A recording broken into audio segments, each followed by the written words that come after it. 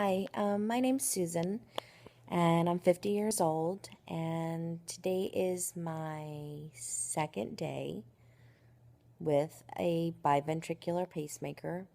I'm out of the hospital. Um, there's not a lot of information out there for for my situation.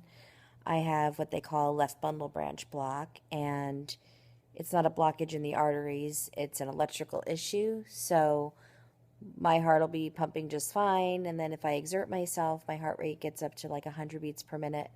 And then I go into this left bundle branch block. And what that means is the electrical paths kind of go off onto, as the doctor explained, a dirt road. And when that happens, it causes me symptoms of shortness of breath, extreme fatigue. I can't dance. I can't make my bed. I can't do anything. I have other heart issues going on as well, but the symptoms that happen when I exert myself because of that are just, ridiculous at this point of my life. So it's taken me a long, long time to get answers. I've been to so many different doctors and finally went to the Mayo Clinic. Gotta tell you, best place ever on the planet. They listen to you, they care, and they don't stop until they figure out what's wrong. So, long story short, I also have heart failure. I have left sided heart failure. My left ventricle has what they call a severe relaxation abnormality. And because of that, my left ventricle doesn't relax and it causes the blood doesn't go through my body the way it should. This is causing heart failure and that's causing pulmonary hypertension. So it's just this horrible, vicious cycle.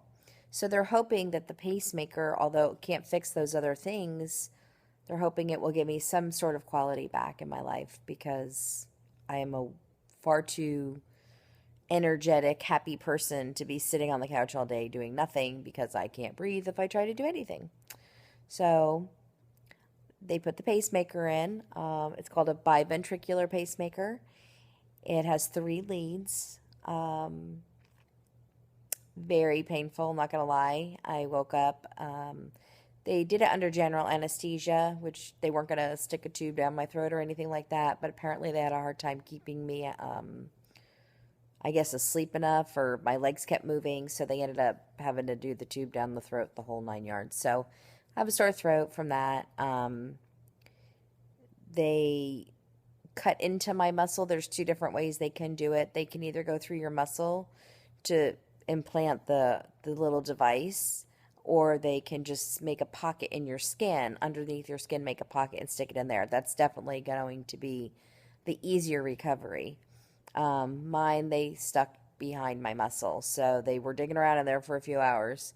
So needless to say, I feel like I've been hit by a truck. But it's this, let's see, I had my surgery on Monday. Today is Wednesday morning, I think. Let me think. Yeah, Wednesday morning. Um, I'm doing okay. I had a good night's sleep. The pain medicine definitely works. I definitely recommend. I'm not big on taking pain med. I can't even talk. See, it's the pain meds. I'm not even big on taking pain medicine, but it definitely, you have to. You have to. You got to give your body time to rest. And I look like hell. This is not my normal look. But I wanted to put this out here just because there's only a few videos for pacemaker surgery for people trying to get information before they have theirs. And mine, like I said, is a little bit different. I don't have AFib. I don't have the typical things that usually cause people to get pacemakers. I don't have a defibrillator, if I said that right, with mine. It's just a biventricular pacemaker. It's put in there to help pace my heart, so it beats in a more rhythmic fashion, like it's supposed to, keeping it in sync.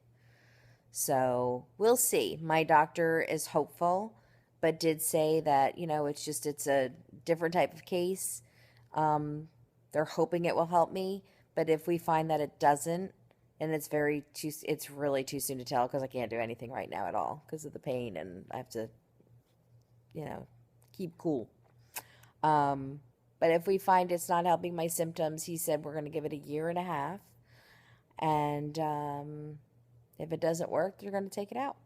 So fingers crossed it works and helps me. And I'll make another video probably in about a week just to give you the progress. Here's my, here's where they went in. It's not really, this is all the stuff I think they use to sterilize you. It's very tender to the touch. I can't really touch the area. It's kind of sore. But